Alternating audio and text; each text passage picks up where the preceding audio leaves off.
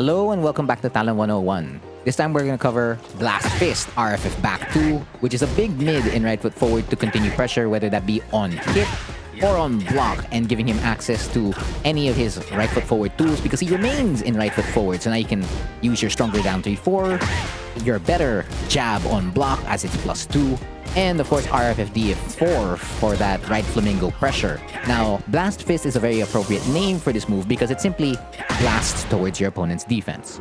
So of course, let's review the frame data. It's a 16 frame mid, so that's a little bit slow, fast-ish, decent speed. Could be faster, but 16 is where it's gonna sit.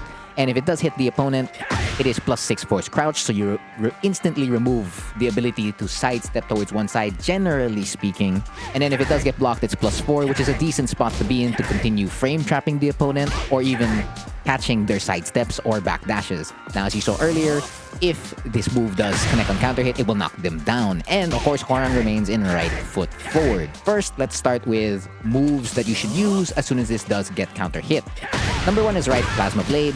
Add a slight dash and you get your RFF DF3 Okizeme. You want damage? Simply go for RFF FF3 and return back to neutral. As you can see, the distance between you and your opponent is pretty damn far. Now, if you're looking for instant Okizeme, simply do down 3+4 and RFF DF3 will always catch them at the right spot. Or you're going with the classy Okizeme with back 3 instead of right plasma blade, and you can get your standard crouch dash, forward 3, DF3 forward. Take your pick because it's the standard flip over Okizeme. Or you can go for back turn plasma blade. Choose either the left leg or the right leg after doing disrespect to stance switch into back turn. Very, very short list, and that's typically what you're doing if you're looking for damage or Oki. Now, the biggest note about RFF B+2 is that it is 100% linear. So even if I put Hwoarang at +5 here, that loses the sidestep left, sidewalk left, sidestep right, and sidewalk right.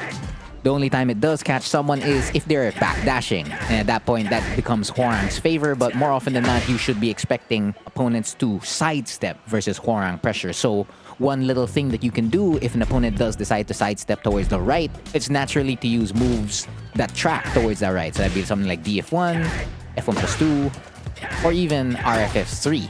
Or you use your highs like RFF forward 3, or you go low with down 3-4, down 4, or your best friend down back 4.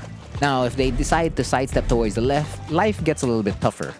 Because number 1, F1+2 sometimes works here now. The word is sometimes. This is probably the cream of the crop in terms of sidestepping. So if it's against a standard or a below average sidestep, you probably could catch sidestep left with F1+2. Now you're thinking, okay, sidestep left frontier, I should be able to use DF2. You're right if it did connect there. So you go to highs. Number 1 is going to be RFF back 3.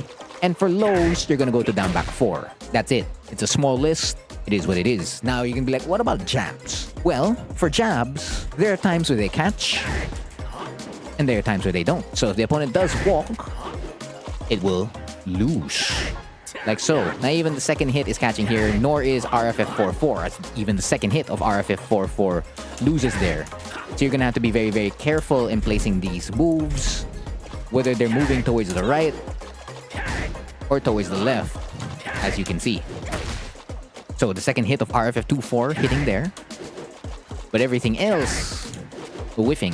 Now it does have some application at the wall, mainly as a wall ender, like so.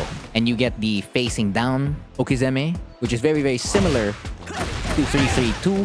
The only difference is that you're in right foot forward already instead of left foot forward.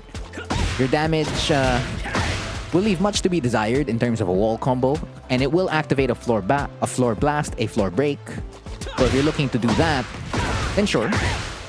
But you can instantly go for any RFF option on wake up, well, most options on wake up, and always pair it up with down back 4. So it's decent Oki, but its main use is mainly in open space or even at the wall for pressure. So it's a decent mid at the end of the day. You just have to make sure to always pair it with moves that catch sidesteps. Yeah, so that's Blast Fist here in Tekken 8. That's everything I know about it. Again, that's been the lesson for this video. I've been Frontier, and thank you for watching.